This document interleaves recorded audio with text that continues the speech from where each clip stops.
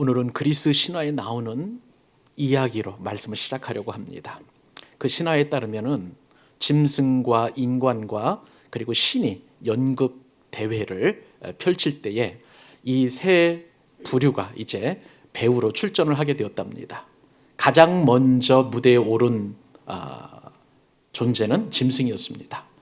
짐승 중에서 원숭이는 온갖 재롱을 부리면서 날렵하게 이리저리 무대를 장악해 나갔습니다. 그 뒤를 이어서 이제는 새들이 무대를 날면서 온갖 아름다움과 또 예쁜 목소리로 지저귀면서 그렇게 자신의 그 멋짐을 그렇게 자랑을 하게 되었습니다. 코끼리도 나왔고요, 또 사자도 나왔고 호랑이도 나왔습니다. 이러한 거대 짐승이 나오니까 무대는 갑자기 공포 분위기가 조성이 되었습니다.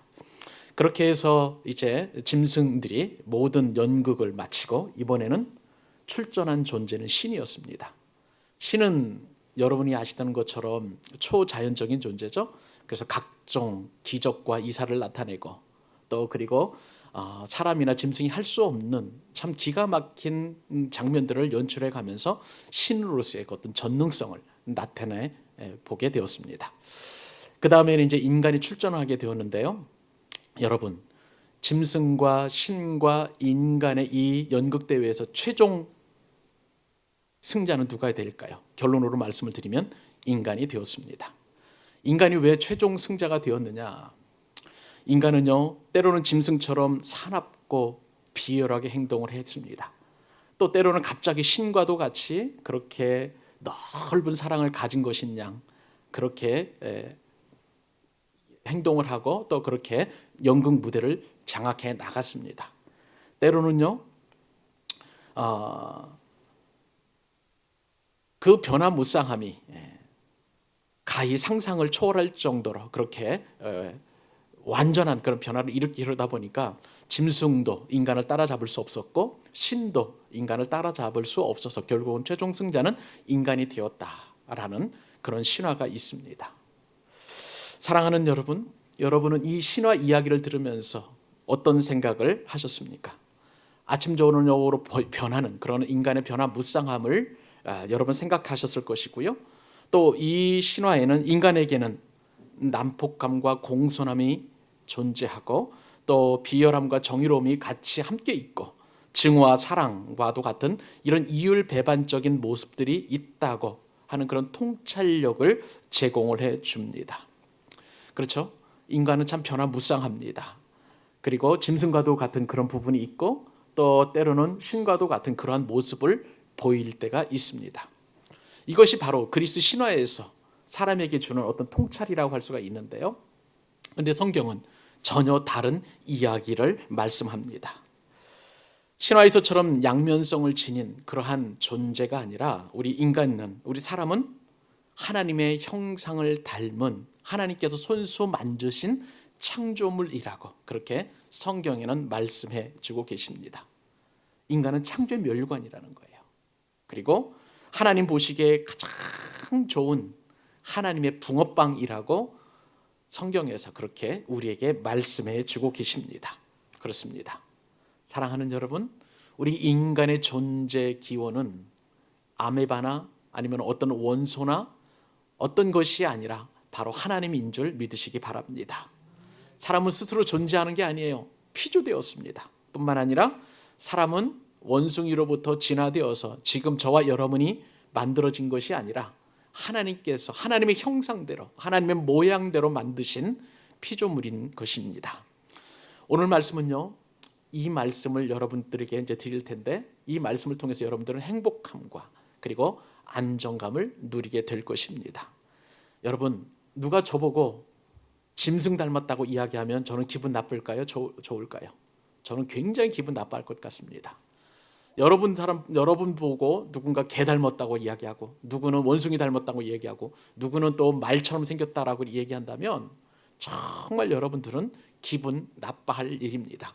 그러나 여러분, 저와 여러분은 하나님을 닮아서 하나님의 모양대로 창조하셨다 하시니 이것이 우리에게 행복을 주고 이것이 저와 여러분에게 안정감을 누리게 하고 이것이 저와 여러분의 존재의 의미가 되는 줄로 믿습니다.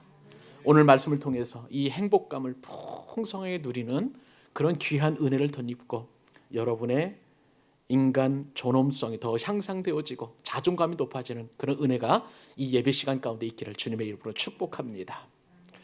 오늘 제목 보니까 하나님의 형상대로 사는 복 있는 인생이다 라고 그렇게 제목을 잡았는데요. 그렇다면 여러분, 어떻게 하면 우리가 하나님의 형상대로 사는 복 있는 인생이 될 수 있을까? 하나님은 크게 세 가지를 말씀해 주시는데요. 오늘 세 가지 다 말씀을 드릴 수 있을지는 잘 모르겠습니다만 시간이 되는 대로 우리가 하나님의 형상대로 지음받은 복 있는 인생이 되기 위해서 해야 할 세 가지 일들을 여러분들과 함께 나누기를 원합니다. 첫 번째 일은 뭐냐면요, 하나님이 보시기에 좋은 땅으로 기경을 하라라는 것입니다. 기경이라는 것은 갈아엎는 것을 말하는 것인데요, 하나님이 보시기에 좋은 땅으로 기경하라, 갈아엎으라 라는 것을 우리가 실천하고 적용해야 될 줄로 믿습니다. 오늘 말씀을 보니까 하나님께서 천지 창조를 하시게 되었는데 여섯째 날에 무엇을 창조하셨냐면은 짐승을 창조하시고 그리고 사람을 창조하셨습니다. 근데 사람의 창조에 앞서서 우리가 살펴보아야 될 것은 먼저 이제 짐승과 가축을 창조하셨다는 것인데, 여러분, 하나님께서 땅의 여섯째 날에 그 피조물을 창조하셨을 때 그것은 가축을 창조하셨고요, 기는 것도 창조하셨고 짐승을 종류대로 만드셨습니다. 이 동물들 보니까 하나님 보시기에 좋았어요. 계속해서 우리가 창조, 둘째 날을 빼놓고 첫째 날, 셋째 날, 넷째 날, 다섯째 날, 여섯째 날, 특별히 여섯째 날에는 이제 보시기에 좋았더라가 이제 두 번이 나오는데, 그 한 번이 바로 이 짐승과 기는 것과 가축을 창조하신 이후에 하나님께서 보시기에 좋았다라는 것입니다. 하나님의 형상대로 사는 복 있는 인생은요, 하나님이 보시기에 좋은 것들을 내는 것입니다.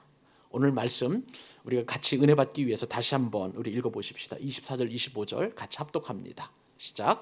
하나님이 이르시되 땅은 생물을 그 종류대로 내되 가축과 기는 것과 땅의 짐승을 종류대로 내라 하시니 그대로 되니라. 하나님 보시기에 좋았더라, 그렇게 되어 있습니다. 저는 오늘 말씀을 묵상해 보면서 한 가지 우리가 풀지 못한 난제를 한번 생각해 보게 되었습니다.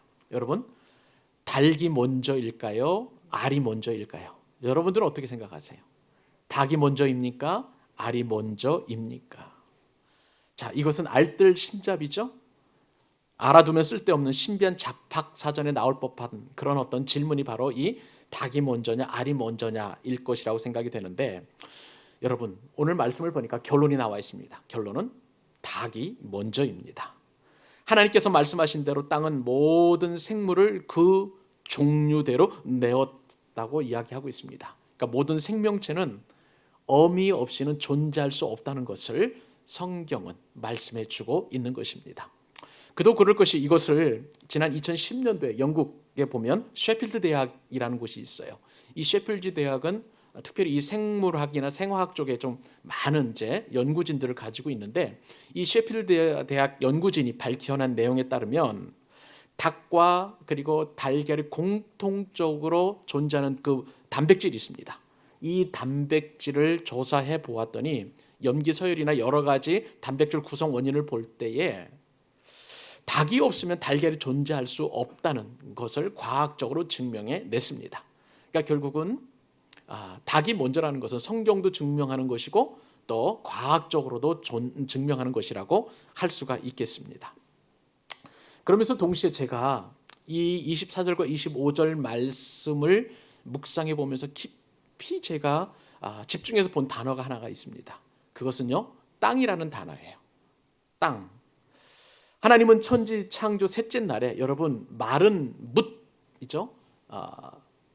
바다에 있는 묻은 물들을 한 곳으로 모으고 그 마른 곳을 이제 묻을 이제 땅이라고 말씀하셨는데, 그렇게 땅을 존재하게 하신 이후에 셋째 날에는 하나님께서 그곳에 땅에 풀을 나게 하셨고요, 씨 맺는 채소도 낳게 하셨고 각기 열매 맺는 나무도 창조를 하신 것을 우리가 지난번 우리 창세기 강의를 통해서 계속해서 우리가 상고해 본 적이 있습니다. 그리고 오늘 본문에 보니까 이 여섯째 날에 이 땅에 가축을 종류대로 만드셨고요, 기는 것도 종류대로 만드셨고 또한 짐승도 종류대로 만드신 것을 보게 됩니다. 성경에서 땅 하면 보통 에레츠라는 단어를 쓰는데요. 창세기 20장에 보니까 이 에레츠라는 단어가 무려 20번이나 등장하고 있는 것을 보게 돼요.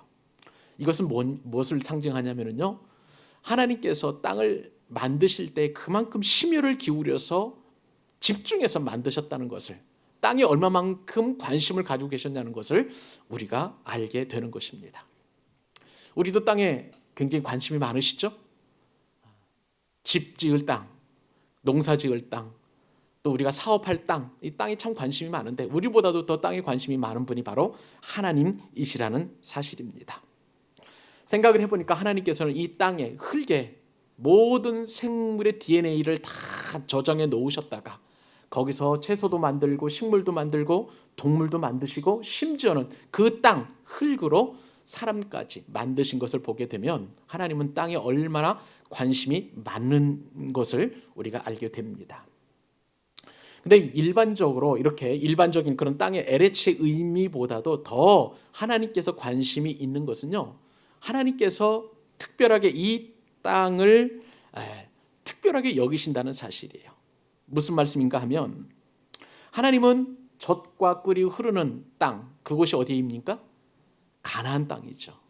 출애굽한 이후에 이스라엘 백성들이 살 그 가나안 땅을 하나님께서 출애굽한 이스라엘 백성들을 모세를 통해서 그렇게 인도해 가셨는데, 이 가나안 땅에, 이것은 가나안 땅은요, 신약으로 넘어가게 되면 이제 우리가 영원히 가야 될 천국을 상징하게 되기도 하고요, 예수님께서 이 땅에 오신 이후에 건설하신 하나님의 나라를 상징하기도 하는 것입니다.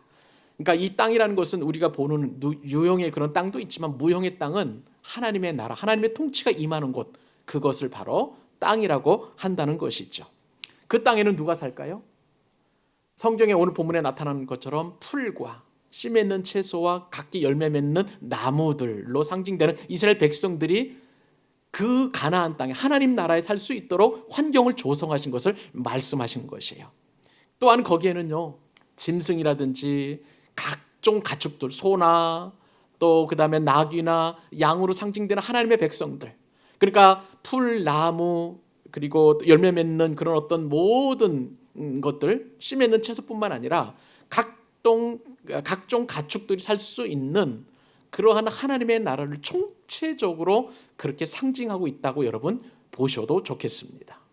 그래서 성경을 보면은요, 신구약을 통틀어서 우리 이스라엘 백성들, 하나님 나라의 백성들을 이렇게 표현하고 있는 것을 봅니다. 이사야서에 보면은요, 이 하나님의 나라의 백성들을 풀로 표현을 하는데, 이사야서 40장 7절 말씀에 보니까 풀은 마르고 그 꽃이 시들문 여호와의 기운이 그 위에 불미라. 이 백성은 실로 뭐라고요? 풀이라는 거예요. 풀, 씨 맺는 채소, 과수, 모든 것들이 다 하나님의 백성으로 이렇게 의미된다는 것이죠.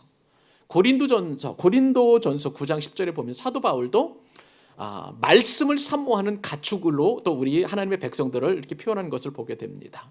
고린도전서 9장 10절에 보니까 오로지 우리를 위하여 말씀하심이 아니냐, 과연 우리를 위하여 기록된 것이니 밭 가는 자는 소망을 가지고 갈며 곡식 떠는 자는 함께 얻을 소망을 가지고 떠는 것이라. 저와 여러분은 하나님의 말씀을 가지고 밭을 갈고 소망을 갈고 그리고 희망을 가져야 되는 하나님의 백성이다라고 그렇게 우리는 말씀을 사모하는 그렇게 가축으로 표현하고 있는 것을 보게 됩니다. 그뿐만 아니죠. 예수님도 우리를 양으로 표현하셨습니다. 요한복음 10장 27절에 보니까 내 양은 내 음성을 들으며 나는 그들을 알며 그들은 나를 따르느니라. 사랑하는 여러분, 하나님께서는요, 식물을 창조하시고 육축도 창조하시고 그렇게 모든 것들을 창조하셨습니다. 그 하나님께서 하나님 나라, 즉 약속의 땅, 그 가나안 아니면 천국, 그리고 하나님 나라로 상징이 되는 이 약속의 땅에서 저와 여러분이 때로는 식물로 때로는 동물로 표현되면서 이 약속의 땅에서 천국을 경험하시기를 원하신다는 사실입니다. 근데 여러분, 우리는 천국을 경험할 수 없어요. 왜요? 태초의 사람으로 창조된 아담과 하와가 하나님의 명령을 떠나서 선악과를 따먹었기 때문에 그것이 죄가 되었던 것이죠. 그러므로 말미암아 더 이상 하나님께서 우리로 하여금 풍성한 삶 그리고 천국을 경험할 수 있는 에덴에서 살 수 없도록 이 죄악된 인간들을 추방하셨습니다. 그로 말미암아 아담의 모든 후손된 자들은 이제 약속의 땅에서 하나님 나라를 천국을 경험할 수 없는 엄청난 고통 가운데 오게 되었습니다.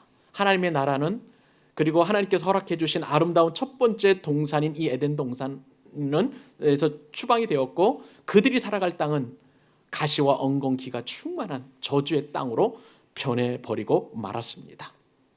여러분, 인간이 죄를 범하게 되면요, 땅은 황폐화됩니다. 죄와 이 땅은요, 불가분의 관계라는 것을 우리가 말씀을 통해서 깨닫게 되는 것이죠. 그럼에도 불구하고 하나님께서는 우리 사람을 불쌍히 여기셨습니다. 그래서 하나님은 예수 그리스도를 통해서 다시 원래의 관계로 돌아가서 하나님께서 허락해 주신 그 하나님의 나라에서 약속의 땅에서 저와 여러분이 풍성한 삶을 누리라고 그렇게 새로운 땅을 허락해 주셨습니다.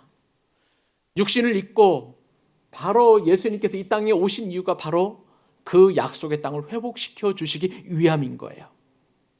그런데 여러분, 예수님께서는 그 땅을 회복할 수 있는 방법을, 비결을 씨 뿌리는 자의 비유를 통해서 말씀해 주시는데요. 아까 박유선 집사님 기도하면서 제가 깜짝 놀랐어요. 오늘 말씀을 미리 연구를 하셨는지 아니면 실라버스를 보고 이렇게 좀 미리 이렇게 다 찾아보셨는지 모르겠습니다만은 하나님께서는 이 무너지고 저주받은 가시와 엉겅퀴가 충만한 이 땅을 회복할 수 있는 길을 이 씨 뿌리는 자의 비유를 통해서 우리에게 말씀해 주시는데요. 특히 그것은 마음과 연관되어 있다는 것을 의미합니다. 여러분 잘 아시는 것처럼 마태복음 13장 그 씨 뿌린 자의 비유에 따르면 사람의 마음의 땅은 네 가지로 구분할 수 있죠. 첫째는 어떤 밭입니까? 길가밭이고요. 둘째는 돌밭이고, 세 번째는 가시떨기밭, 네 번째는 좋은 땅이라고 주님께서 말씀하여 주셨습니다. 우리가 한 개척 이후에 3년 동안 마태복음 강의했는데 벌써 여러분 다 잊어버리신 것 같아요. 마태복음 13장 강의할 때 이야기 우리 다 나눴던 거 여러분 다 기억하시리라고 믿습니다. 근데 여러분, 길가밭이나 돌밭이나 가시떨기에는 씨를 뿌려도 그 열매를 맺을 수 없지만, 그러나 좋은 땅이 되면 그 열매는 많이 맺게 되는데 그 열매가 얼마만큼 풍성하게 맺을 수 있는지 이렇게 주님은 말씀하셨습니다. 마태복음 13장 23절이죠. 같이 한번 읽어보실까요? 자, 시작. 좋은 땅에 뿌려졌다는 것은 말씀을 듣고 깨닫는 자니 결실하여 어떤 것은 100배, 어떤 것은 60배, 어떤 것은 30배가 되느니라 하시더라. 아멘. 우리는 하나님의 창조 원리대로 결실을 거두는 좋은 땅이 되어야 될 줄로 믿습니다. 그렇게 하기 위해서는요, 먼저 오늘 좋은 땅으로 상징이 되는 우리의 마음을 좋은 땅으로 바꿔야 된다는 사실을 우리가 기억해야만 하는 거예요. 주전 800년 전에 이스라엘에서 활동했던 선지자가 호세아입니다. 호세아 선지자는 하나님의 말씀을 받게 되었는데 이스라엘 백성들이, 그때 당시 이스라엘 백성들이 얼마나 마음밭이 굳었으면 돌짝밭과도 같고 길가밭과도 같고 가시떨기밭과도 같은 그 이스라엘 백성들의 마음이 완악해져 가지고요, 너무나 딱딱하게 굳어 있어서 열매를 맺을 수 없는 그들의 마음을 갈아엎으라고 그렇게 선포했던 것을 보게 됩니다. 호세아서 10장 12절 말씀이에요. 이렇게 호세아는 호소합니다. 너희가 자기를 위하여 공의를 심고 인애를 거두라. 너희 묵은 땅을 어떻게 하라고요? 기경하라. 지금이 곧 여호와를 찾을 때니 마침내 여호와께서 오사 공의를 비처럼 너희에게 내리시리라. 사랑하는 여러분, 이스라엘 백성들은요, 그들 가운데 우상을 숭배함으로 말미암아 마음이 부패하게 되었습니다. 그리고 악으로 단단하게 굳어졌다는 것을 호세아 선지자는 알고 그들에게 마음을 갈아엎으라, 기경하라, 그렇게 호소하고 있는 것을 보게 됩니다. 여러분, 묵은 땅, 묵은 마음은 어떨까요? 우선 잡초가 자라납니다. 잡초가 자라나죠. 하나님의 말씀의 열매가 맺혀지고 또 말씀의 은혜가 우리 가운데 임하여져서 은혜 안에 살아야 되는데도 불구하고 이 잡초가 자라나게 되면 하나님 싫어합니다. 교회 싫어합니다.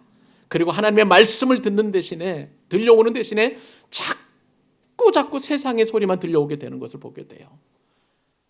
코로나19에 교회가 무슨 능력이 있느냐, 또 이렇게 신앙생활 하면 뭐가 있느냐, 계속 비판하는 소리만 들려오게 되는 것을 보게 돼요.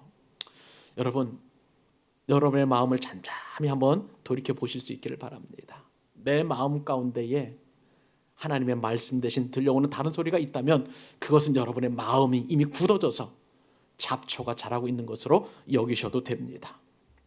여러분, 잡초가 무성해지게 되고 엉겅퀴와 가시가 무성해지면서 우리의 마음은 더 이상 열매 맺을 수 없는 그런 굳은 땅이 되어버리고 마는 것이에요.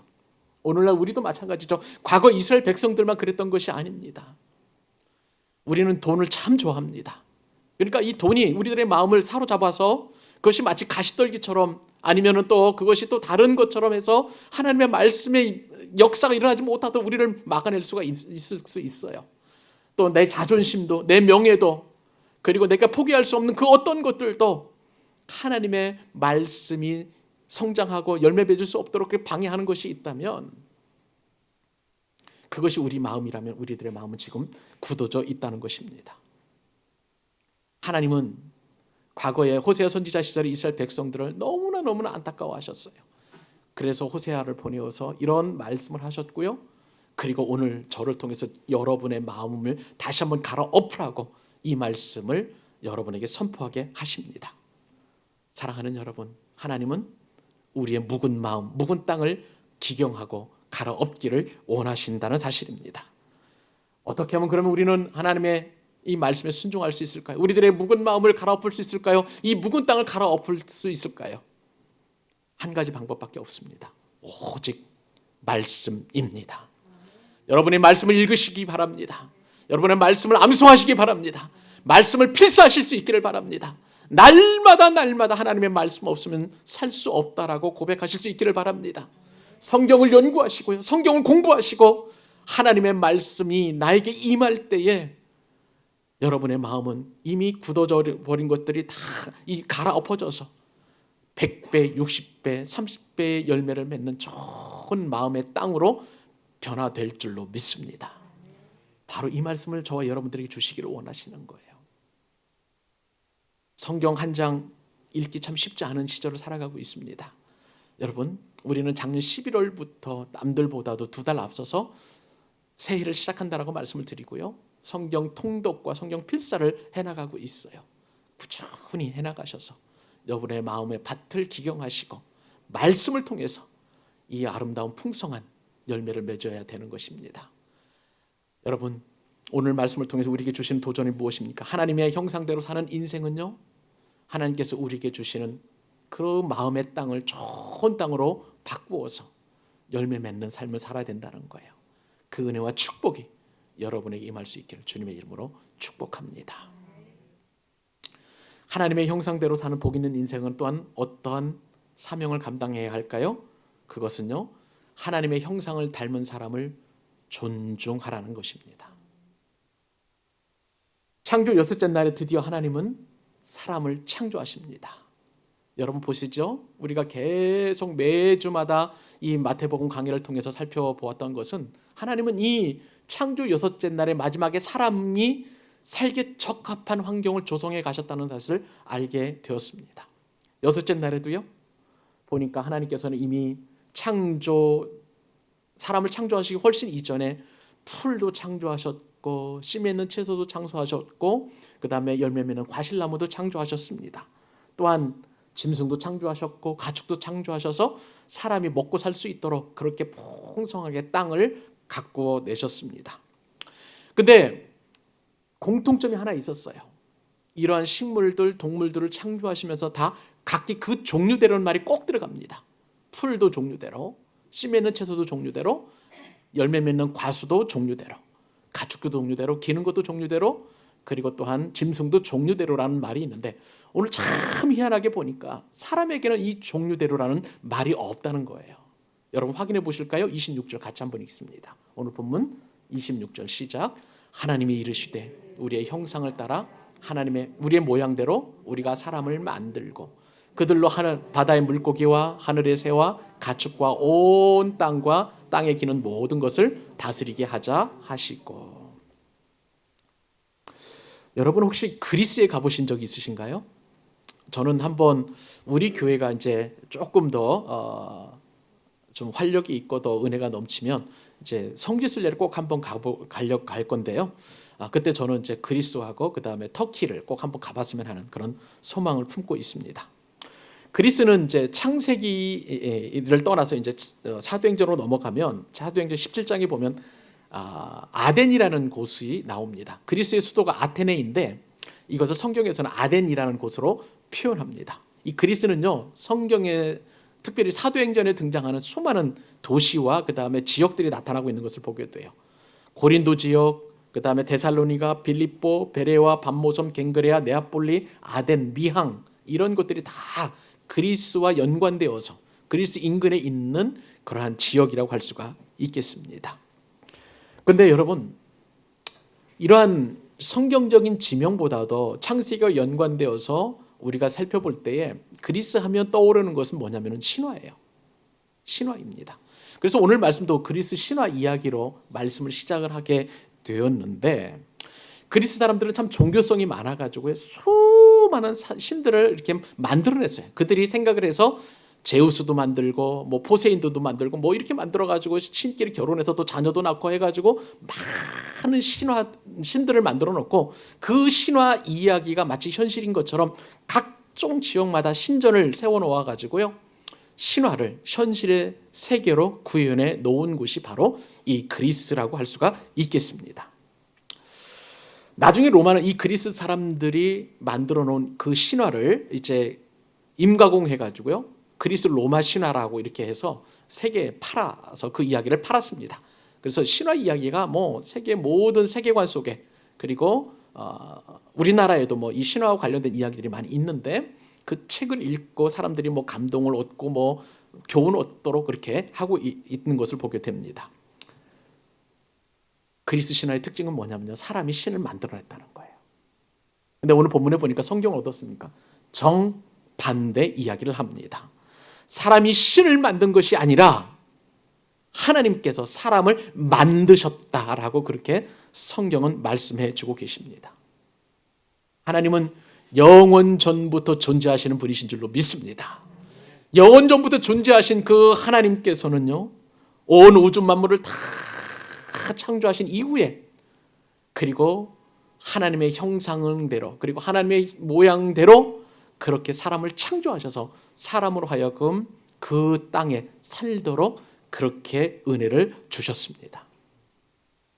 그렇다면 여기서 우리가 살펴봐야 될 것이 하나님의 형상, 하나님의 이미지, 하나님의 모양, 그것이 도대체 무엇인가 하는 것입니다. 여러분, 하나님의 형상이라고 할 때 하나님의 형상하면 여러분들 어떻게 저한테 설명해 주시겠어요? 설명할 수 있을까요? 하나님은 형상이 없는 분이세요. 우리 눈으로 볼 수 없는 분이시고 내 손으로 만져보실 수도 없는 존재가 바로 하나님이십니다. 근데 하나님의 형상에 대해서 성경은요, 이렇게 표현하고 있는 것을 보게 돼요. 우리가 눈으로 볼 수 없지만 그러나 하나님의 그 형상은 이런 것이다. 성경에 에베소서와 그리고 골로새서에 표현되어 있는데, 에베소서 4장 24절의 말씀에 따르면 하나님의 형상을 이렇게 표현합니다. 하나님을 따라 의와 진리의 거룩함으로 지으심을 받은 새 사람을 입으라. 우리가 하나님의 모양을 따라, 형상을 따라 지으심을 받았는데 그것은 뭐냐면 의라는 거예요. 진리의 거룩함이 하나님의 형상이라고 사도 바울은 그렇게 우리에게 가르쳐 줍니다. 골로새서 말씀을 보니까요, 또 하나님의 형상을 이렇게 설명합니다. 골로새 3장 10절에 보니까 새 사람을 입었으니 이는 자기를 창조하신 이의 형상을 따라 지시기까지 새롭게 하심을 입은 자니라. 아까 에베소서에서는 의라고 말씀을 드렸어요. 진리의 거룩함이라고 말씀을 드렸고요. 이 골로새서 말씀에 따르면 하나님을 닮은 지식이 하나님의 형상이다. 그렇게 말씀해 주고 있습니다. 여러분, 하나님의 형상은 우리의 눈으로 볼 수 없습니다. 근데 말씀을 연구해 보면서 70인역이라는 성경에 이 형상을 어떻게 번역했느냐. 이 70인역이라는 것은 뭐냐면요, 구약 성경을 이제 70명의 유명한 성경학자들이, 헬라어에 능통한 사람들이 이제 헬라어로 번역한 성경을 70인역이라고 보통 얘기를 해요. 근데 이 형상을 이 70인역 성경에 보니까 에이콘이다 라고 그렇게 번역을 해 놓았습니다. 여기 에이콘에서 형상을 영어의 아이콘이라는 단어가 파생이 되게 되었어요. 그러면 여러분 쉽게 와 닿을 것입니다. 여러분 컴퓨터를 켜게 되면 바탕화면에 각종 아이콘들이 있죠. 그죠? 그래서 그 아이콘을 클릭하면, 뭐 저 같은 경우에는 카카오톡 아이콘이 있어가지고요, 그 아이콘을 클릭을 하게 되면 카카오톡으로 들어가게 되어서 또 여러 가지 문자를 주고받을 수도 있어요. 또 인터넷 익스플로러, 저 같은 경우는 이제 맥북을 쓰니까 맥과 관련된 그런 어떤 그 아이콘이 있어서 클릭하면 그 안으로 들어가게 되어 있습니다. 쉽게 말하면요, 이 에이콘 혹은 아이콘이라는 것은 본래의 것으로 들어가는 것, 원래의 것을 보여주는 것, 이것이 바로 형상이다, 아이콘이다라고 할 수가 있는 것입니다.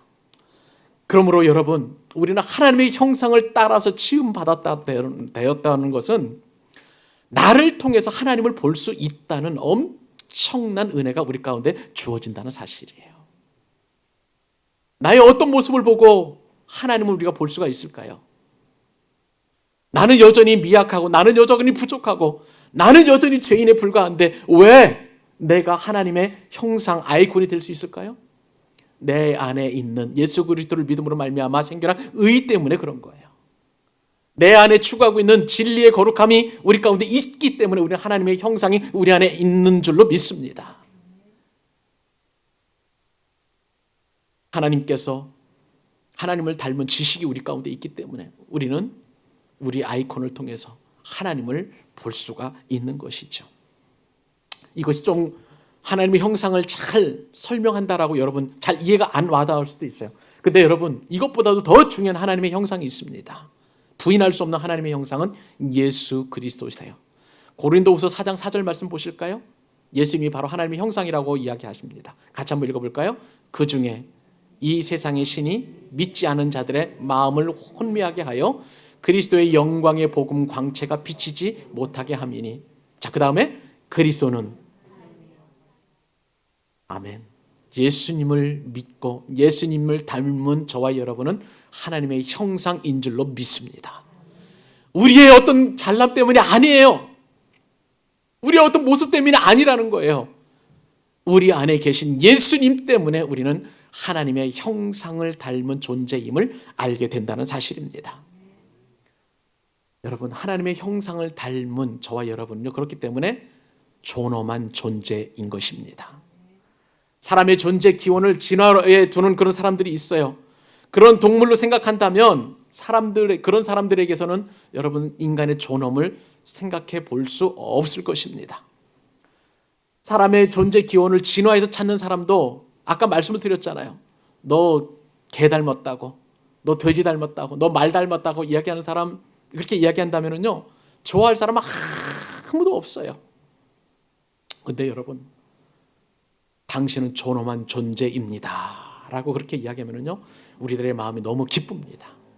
우리들의 마음이 행복합니다. 왜요? 왜 그렇습니까? 누군가 우리에게 존중이 여겨지면 우리는 다 기쁘잖아요.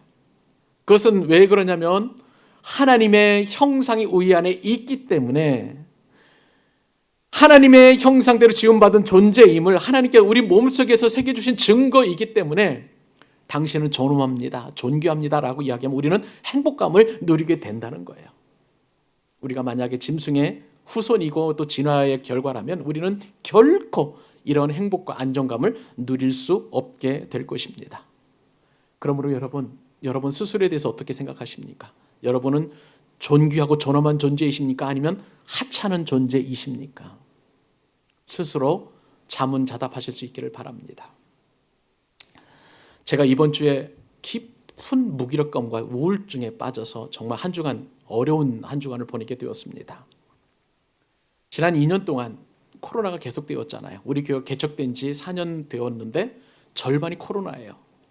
그러다 보니까 교회가 조금 은혜 받고 탄력을 받아가지고 부흥하고 또 이렇게 조금 더 건강해지고 더 아름다워질 수 있는 그런 계기가 있었는데 그때마다 자꾸 이렇게 꺾이는 그런 느낌을 받게 되면서 제 마음 가운데 참 어려움이 생겼습니다. 다 제 책임인 것 같고 또 제가 여러 가지 면에서 많이 부족하구나라는 그런 어떤 무기력감이 제 마음 가운데 들려오게 되었어요. 어디 그뿐입니까?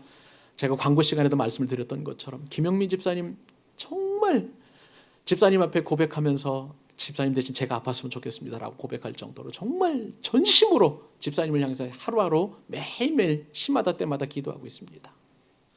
김영민 집사님뿐만 아니라 우리 조보영 권사님 통화를 하게 되면 쓰러지신 이후에 다시 퇴원하시고 지금 자택에서 가료 중에 계시는데 권사님은 좀 빨리 좀 하나님 부르셨으면 좋겠다 그런 말씀하시니까 제 마음이 참 무너지더라고요. 임종화 권사님도 너무 힘겨워하시고 걷는 것조차 힘들어하시고 거기다가 최희선 집사님 편찮으시다는 말씀 딱 듣고 났더니 그 다음 분에 마음이 확 무너져가지고 이번 주에 정말 제가 무기력한 그러면서 제가 얼마나 하찮은 존재인가 그런 생각을 하면서 그런 마음들이 어제도 또 다른 분 편찮으시고 또 이런 말씀 계속 들으면서 제가 너무나 좀 마음이 어려웠던 것이 사실이었습니다. 열정도 많고 또 정말 하나님 앞에 받은 은혜가 너무나 크기에 정말 10만 분의 1, 100만 분의 1이라고 갚고 싶은 이 마음이 제 마음 가운데 오롯이 그것만 있는데 이것들이 이렇게 마음에 연결되지 않으니까 너무나 무기력감에 빠져 있는 제 자신이 느껴지면서 정말 몸살을 심하게 앓은 그런 한 주를 보내게 되었습니다. 몸도 마음도 지치고 또 여러 가지 어려움도 생기다 보니까 내가 너무 하찮은 존재가 아닌가라는 생각을 하게 되면서 오늘 말씀을 묵상해 보면서 주일 말씀을 준비해야 되니까 어쩔 수 없이 그냥 집중은 안 되지만 계속 이 말씀을 생각하면서 오늘 말씀 통해서 하나님의 형상으로 지음받은 존재이니 너는 존엄한 존재다, 존귀한 존재다라는 그 마음이 제 마음 가운데 확 밀물처럼 밀려오는데 제 마음이 조금씩 기쁨이 되살아나기 시작하게 되었습니다. 사랑하는 여러분, 누가 말해도 저와 여러분은 하나님의 형상대로 지음받은 존엄한 존재입니다. 하나님의 형상대로 지음받은 존귀한 존재인 줄 믿습니다. 우리는 사람을 신격화하는 것을 경계해야 하지만 동시에 우리가 조심해야 되는 것은 물격화하는 거예요. 누군가를 추앙하고 높이 받들고 그리고 또 그런 것을 우리가 절대 하지 말아야 되지만 동시에 내 자신을 자꾸 낮추고 깎아내리고 폄하하고 그렇게 해서는 절대 안 된다는 사실입니다. 성경에서 하나님이 나를 하나님의 형상대로 창조된 존귀한 존재라고 하시니까 우리는 이렇게 고백해야 됩니다. 나는 나를 존귀하게 여겨야 되는 거예요. 따라서 한번 해보실래요? 나는 내가 존귀하다. 나는 내가 존귀하다. 하나님의 형상대로 지음받은 나는 내가 존귀하다는 사실을 여러분들 고백하실 수 있기를 바랍니다. 사람은 동물과 다르죠? 그러므로 하나님의 형상을 닮은 사람 누구라도 우리는 개의 새끼라고 말의 새끼라고 소의 새끼라고 그렇게 이야기해서는 절대 안 되는 거예요. 여러분의 입술뿐만 아니라 여러분의 마음과 여러분의 생각에도 그렇게 짐승 취급하시지 않기를 주님의 이름으로 축복합니다. 더불어서 우리는 어린아이나 연세 많으신 어르신이나 외국인이나 장애인이나 부자나 가난한 자나 상관없이 좋은 직장을 가졌든 아니면 취업을 못했든지 간에 누구도 우리는 하나님의 형상을 닮은 존재를 비천한 자로 하찮은 자로 여겨서는 안 되는 것입니다. 광교회 사랑의 교회 성도 누구라도 모든 불신자를 사랑하실 수 있기를 바랍니다. 심지어 여러분의 원수 같은 사람도 사랑하는 여러분 존귀하게 여기실 수 있기를 바랍니다. 왜요? 하나님의 형상대로 지음받은 존엄하고 존귀한 존재이기 때문에 그렇습니다. 저는 특히 몸이 아프신 분들에 대한 깊은 연민의 전을 가지고 있습니다. 하나님께서 허락해 주시는 건강한 삶을 사셔야 됨에도 불구하고 제가 예전에 아파 보니까 그 아플 때에 또 어떤 어려움이나 또 시험에 빠졌을 때에 초창기에는 잘 돕고 위해서 기도하다가 시간이 지나고, 그러니까 한 달이 지나고 두 달이 지나면 점점 사람의 관심에서 멀어져 가다 보니까 얼마나 외롭고 고독한지 몰라요. 저는 그래서 길게 투병하시는 분들을 위해서 정말 더 건강한 분들보다 더 많은 마음을 쏟고 있습니다. 그러다 보니까 저도 아픈 거예요. 저도 아픈 거예요. 우리는 이 땅에서 하나님의 형상을 닮은 사람은요, 그 누구도 하찮은 존재가 없습니다. 우리 교회는 사람을 하나님의 형상을 닮았기에 존엄하고 존귀하게 여기고 또한 귀하게 여겨야 될 줄로 믿습니다. 내가 싫어하는 사람도요, 마음의 문을 열고 그분을 포용하실 수 있기를 바랍니다. 우리 교회는 그렇게 사랑이 넘치는 교회가 되어야 되는 거예요. 오늘 말씀을 여기까지 좀 정리하려고 합니다. 다음 주에 또 오늘 말씀과 다음 더 주시는 은혜가 또 있어서 같이 나누려고 하는데요. 사랑하는 여러분, 저와 여러분 하나님의 형상대로 하나님의 모양대로 지음받았어요.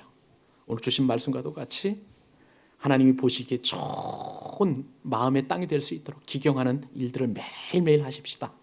하나님의 말씀을 매일매일 사모하십시다. 동시에 하나님의 형상을 닮은 사람을 존중하게 여기는 그러한 우리 광교사랑교회 성도들 될 수 있기를 주님의 이름으로 축복합니다. 기도하겠습니다.